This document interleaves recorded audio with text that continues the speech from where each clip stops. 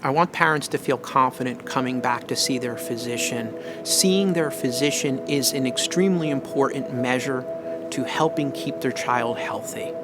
Monitoring the growth, monitoring their development, getting their immunizations are such important ways to prevent illness and keep their child healthy in the long run.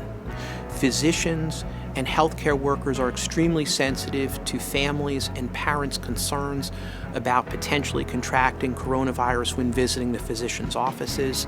So physicians' offices have taken steps such as segregating healthy versus well children either by location or by time for their appointments, making sure that there are routine screenings done prior to appointments to make sure that children who have certain symptoms are not mingling with children who are healthy, routine sanitizing of all rooms and all waiting areas for parents to feel confident, and also routine masking procedures and other personal protective equipment for not only the patient but also for the healthcare workers as well, to diminish the spread of coronavirus 19.